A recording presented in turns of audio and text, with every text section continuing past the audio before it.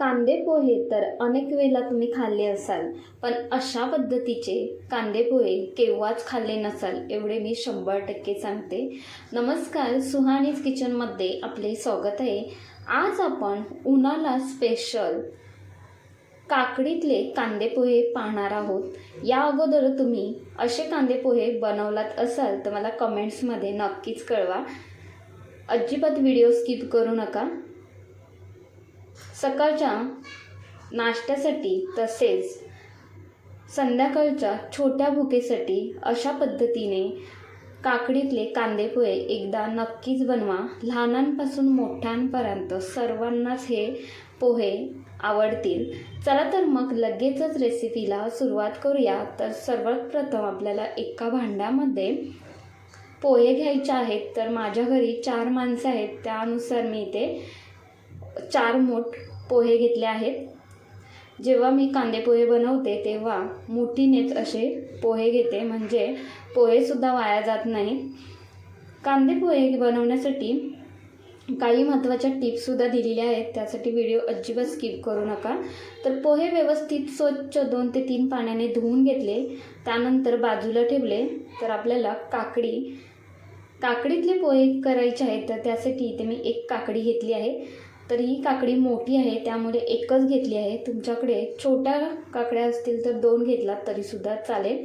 स्वच्छ धुवून घेतली, त्यानंतर बाजूने देठ आहेत ते कापून घ्यायचे आणि त्यातला एक भाग कापून घ्यायचा आणि खाऊन पाहायचा आहे काकडी कडू आहे का. तर काकडी कडू नाही आहे. किसणीच्या साहाय्याने ही काकडी सर्वच किसून घेते. तर अशा पद्धतीचे तुम्ही पोहे एकदा बनवलात ना तर हमखास तुम्ही उन्हाळ्यामध्ये अशाच पद्धतीने पोहे बनवून खाल. काकडी व्यवस्थित किसून घेतल्यानंतर पोहेसुद्धा छान असे मोकळे मोकळे झाले आहेत. अजिबात पोह्यांचा लगदा झालेला नाही आहे. इथे पाहताय तुम्ही, मस्त असे मोकळे झालेले आहेत. आता हे पोहे बाजूला ठेवण्या अगोदर यामध्ये आपल्याला काकडी घालायची आहे, पण आत्ता काकडी नाही घालायची. जेव्हा आपण फोडणीला देऊ ना तेव्हाच यामध्ये काकडी एकजीव करून घ्यायची. तर अगोदर काकडी तुम्ही या पोह्यांमध्ये एकजीव करून घेतलात ना तर पोह्यांचा लगदा होईल, त्यामुळे नंतरच काकडी पोह्यांमध्ये घालून घ्यायची. लगेचच फोडणीची तयारी करूया. तर त्यासाठी कढईमध्ये 1 चम्मचभर तेल गरम करायला ठेवले. तेल जास्तीचे वापरायचे नाही, कांदे पोहे बनवताना थोडेसे कमीच वापरायचे. जर जास्तीचे तेल वापरला तर पोहे एकदम तेलकट तयार होतात, त्यामुळे तेलाचं प्रमाण कमीच घ्यायचे. तर पाववाटीवर शेंगदाणे घालून घेतले. शेंगदाणे छान असे तेलामध्ये परतून घ्यायचे, तळून घ्यायचे.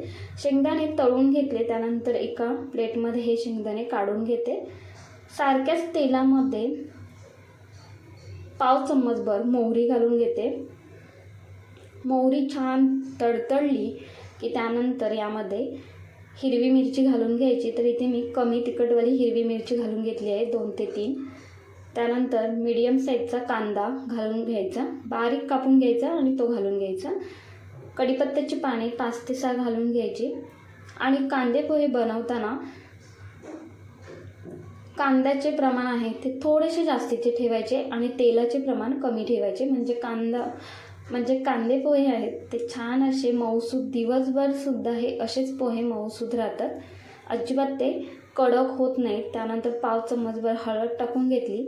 व्यवस्थित एकजीव करून घेतल्यानंतर यामध्ये आपल्याला पोहे आणि काकडी हे छान असे एकजीव करून घ्यायचे आहे हाताने. त्यानंतर हे सर्व घातल्यानंतर कढईमध्ये घालून घ्यायचे. त्यानंतर चवीनुसार मीठ घालून घेतले आणि 1 चम्मचभर साखर घालून घेतली आहे, म्हणजे चवीला हे पोहे मस्त लागतात. त्यानंतर हे व्यवस्थित एकजीव करून घ्यायचे. छान असे एकजीव करून घेतल्यानंतर यावरती झाकण ठेवायचे आहे आणि फक्त 5 मिनिटाची वाफ काढून घ्यायची आहे. तर 5 मिनिटानंतर झाकण काढून घेते. मस्त अशी दणदणीत एक वाफ आलेली आहे. आता यामध्ये तळलेले शेंगदाणे घालून घेते आणि परतला व्यवस्थित एकजीव करून घ्यायचे. तर यामध्ये तुम्हाला हळद टाकायची नसेल तर नाही टाकलं तरीसुद्धा चालेल, तरीसुद्धा हे पोहे चवीला मस्तच लागतात. त्यानंतर गरमागरम हे पोहे सर्व करून घ्यायचे. अजिबात या पोह्यांचा लगदा होत नाही आणि चवीलासुद्धा हे पोहे मस्त लागतात. एकदा नक्कीच तुम्ही या कडकडत्या उन्हाळ्यामध्ये काकडीतले पोहे बनवूनच पहा.